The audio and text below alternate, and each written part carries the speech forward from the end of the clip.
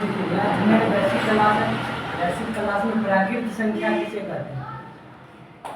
कहेंगे वैसी संख्या, या कहेंगे गिनती की सभी संख्या को प्राकृत संख्या कहते हैं। जैसे 1 2 3 4 5 अनंत तक चल जाएगा। और इसी में आता है पूर्ण संख्या। पूर्ण संख्या किसे कहते हैं? कहेंगे प्राकृतिक संख्या में जीरो शामिल करने से जो संख्या बनती है उसे पूर्ण संख्या कहते हैं। जैसे होगा 0 1 2 3 4 5 अनंत तक चल जाएगा। लेकिन अब हम आपको क्वेश्चन अगर पूछे कि सभी प्राकृत संख्या पूर्ण संख्या है, सभी प्राकृत संख्या पूर्ण संख्या है, कहेंगे हाँ है, क्योंकि प्राकृतिक संख्या 1 2 से चालू होता है अनंत तक जाता है, और पूर्ण संख्या 0 से शामिल किए तो सभी प्राकृत संख्या पूर्ण संख्या है। तो लिखेंगे सभी प्राकृत संख्या, सभी प्राकृत संख्या पूर्ण संख्या है।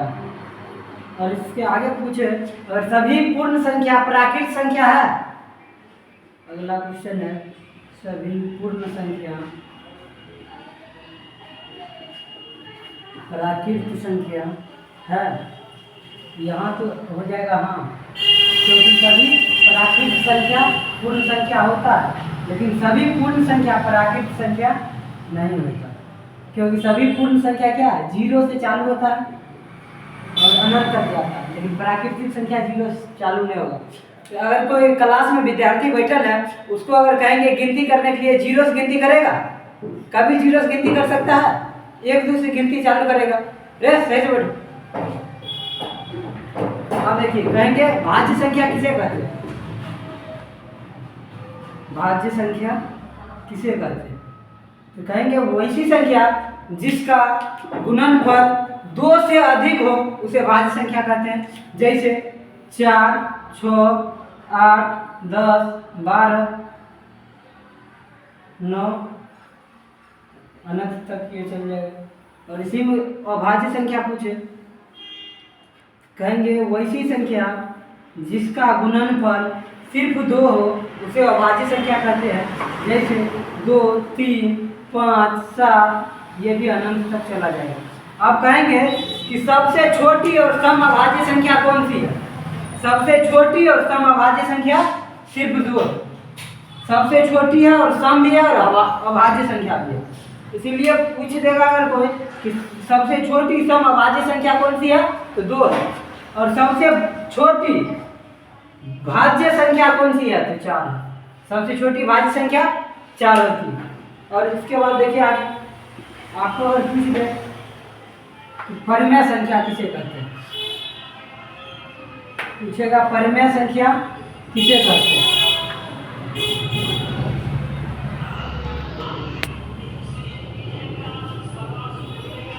परिमेय संख्या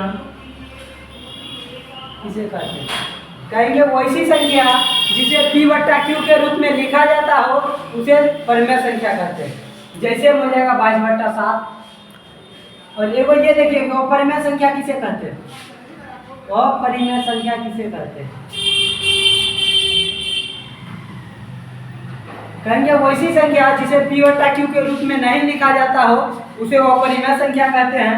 जैसे में देखिए पाई एक अपरिमेय संख्या, और कोई भी परिमेय संख्या गणना परिमेय और अपरिमेय का तभी करेंगे जब उसे दशमलव से हटा देंगे। दशमलव में नहीं होगा, माइनस में नहीं होगा। परिमेय और अपरिमेय गणना दशमलव में नहीं होगा, माइनस में नहीं होगा। ये हमेशा देख करके करेंगे दशमलव में है या नहीं। तो परिमेय और अपरिमेय गणना कर सकते हैं। अब देखिए कहेगा पूर्णांक संख्या किसे कहते हैं? पूर्णांक संख्या किसे कहते हैं? कहेंगे पूर्ण संख्या में ऋणात्मक शामिल करने से जो संख्या बनती है उसे पूर्णांक संख्या कहते हैं। जैसे देखिए पूर्ण संख्या 0 1 2 3 4 5 ये अनंत तक जाता है, तो इसमें ऋणात्मक शामिल करना है -1 -2 -3 -4 ये भी अनंत तक चला जाए। तो कहेंगे पूर्णांक संख्या किसे कहते हैं? कहेंगे पूर्ण संख्या के समूह में ऋणात्मक शामिल करने से जो संख्या बनती है उसे पूर्ण संख्या कहते हैं।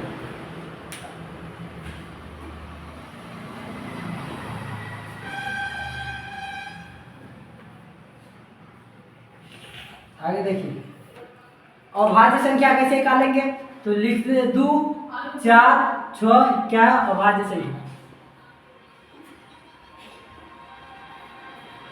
2 3 4 5 7 ये अनंत तक जाता है।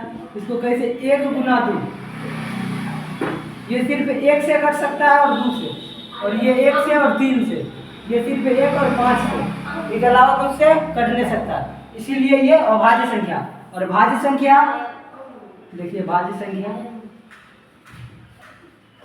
4 होता है, 6 होता है, 8 होता है, 9 10, ये भी अनंत तक जाएगा। देखिए इसका 1 से कट सकता है, 2 से कट सकता है, 4 से कट सकता है, और ये 1 से 3 से 2 से 1 2 3 और 6। उसी तरह ये देखिए 8 भी 1 से कटेगा, 2 से कटेगा, 4 से कटेगा, 8 से कटेगा। इसी तरह भाज्य संख्या निकाल सकते हैं। तो आज के लिए क्लास इतना ही पर खत्म करते हैं और अगला दिन आपको नया पढ़ाने वाले हैं। और